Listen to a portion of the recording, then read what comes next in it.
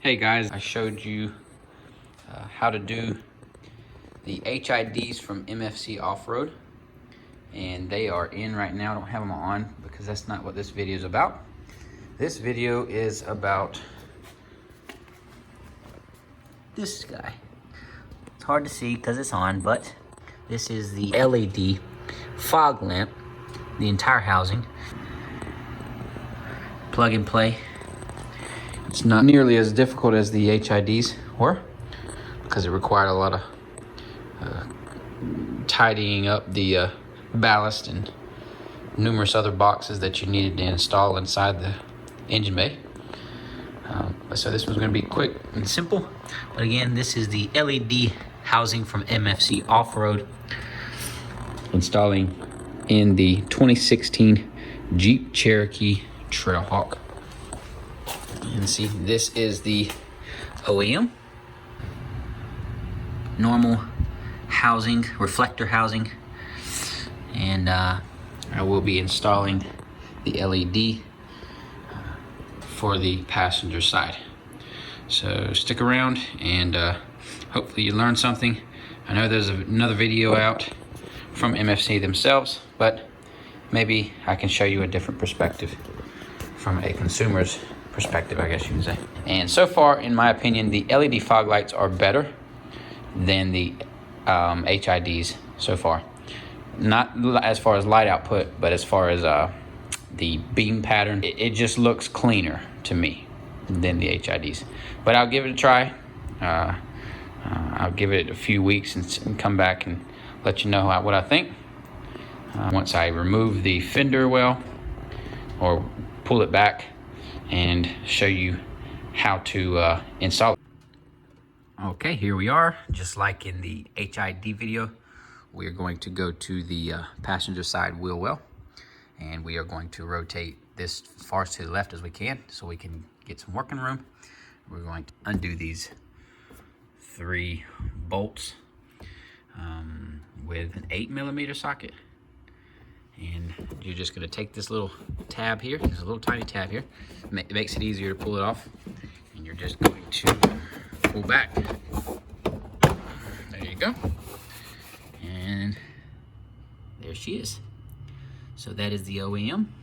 And that little spring you see is to adjust the height of the cutoff line, because yes, the OEMs also have a cutoff line for the fog lights. I actually purchased some LEDs to go into the OEM housing. Didn't like it. Didn't have a cutoff line whatsoever. So I just said, forget about it. Let me just get the these guys. The, like I said, MFC Offroad full housing, so that I get that cutoff line that everybody loves, so that we don't blind people. And I don't know if you can see, but it's going to be installed this way, so that the screw is on the bottom, so that you can adjust the height of the cutoff line for the front. So it's pretty much plug and play, other than the fact that the screw is on the left side, and on the OEM, the screw is on the right side. So, and both sides are identical on the aftermarket part. So in this situation, the screw is on the left side, and on the driver's side, the screw is also on the left side, so it makes it easier on the driver's side to adjust. Unscrew, there's a bolt right here. It's a 7mm, I believe, and there is one right back here, and there's one above. There is not one here. So go back to here.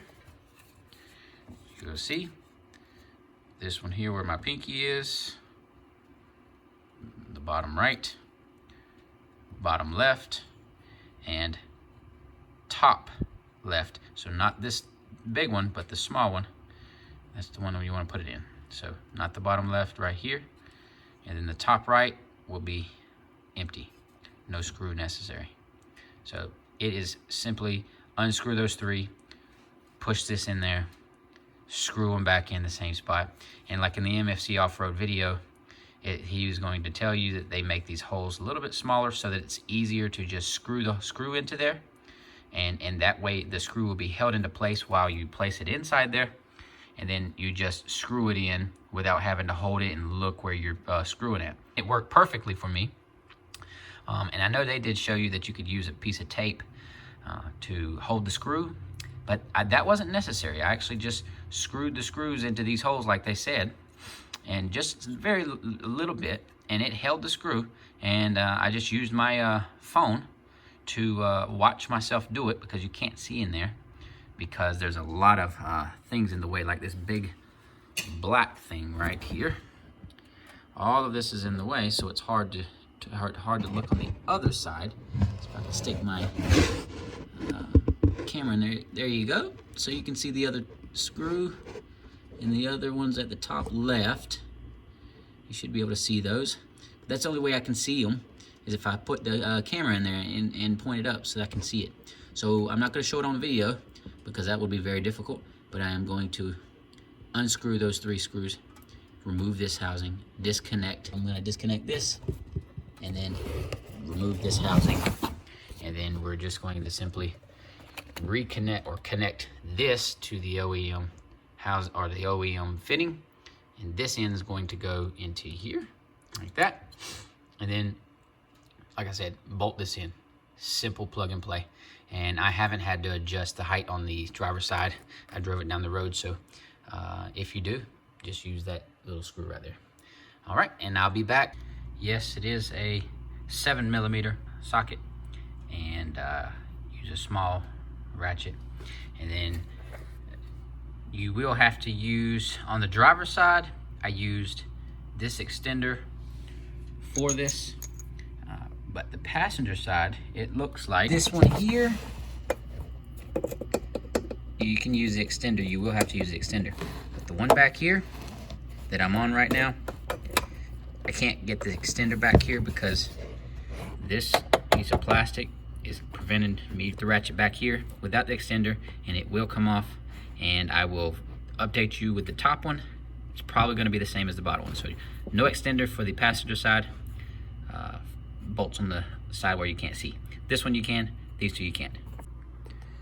Okay, I have 2 of them off, and I'm on my last one, and as you can tell, you can't really see what I'm doing, but I'm way up at the top left, and really I'm not looking at what I'm doing, I'm feeling. So those last 2, unfortunately, I can't get the phone in there to look at it, and I can't see it, so I ordered to feeling, and that seems to be working. So trust your instinct, trust your feel skills, I guess, and feel around for the bolt, and just unscrew it. That's the best way you can do it, and I'll get back with you once I'm finished. All right. Okay, I have it in position, and I've started the first screw to anchor it. So don't try to start the other screws up there. Start with that screw, anchor it. You can even tighten it almost all the way down, and then you can start working on the other 2 so that they are guaranteed to be in the right spot. Also at the top, there's a little notch, that part of the plastic here that comes out that you put through that hole, and that will also help it stay in place. So I'm going to finish this one off, do the rest, close this back up with an 8mm socket, and we'll be done. Left and right will be finished. There is no need for any kind of ballast or canvas because there's no error on my screen from the driver's side, so I'm sure there's not going to be an error on this side, as MFC Offroad claims that there shouldn't be any errors, and I haven't had one yet. Although I do have an error for my license plate light, which I got from Diode Dynamics, but it's pulling an error, and I don't really want to splice into my wires to put any kind of canvas in there, so I'm just gonna have to deal with that error. Unless you guys have any opinions, write in the comments below what you think I should do with license plate light. Other than that, it's fairly simple, plug and play. Like I said, I have the connector hiding down there, just out of the way right now, and I'm just worrying about mounting it first, and then I'll connect it. But other than that, I'll be back with the finished product. All right, here's the end result.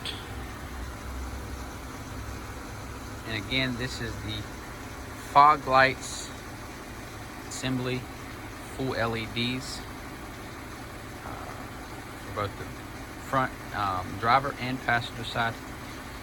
Headlights are the HIDs OEM Plus from MFC Offroad. And like I said, I do like the fogs more than I like the HIDs. There they are. And I'll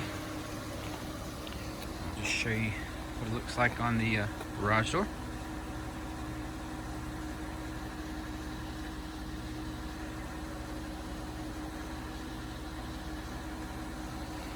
And I will, there we go, cut off the headlights so that you can just see the fog lights. And as you can tell, the passenger side is dipped down a little bit. I have not adjusted them. But this is what they look like.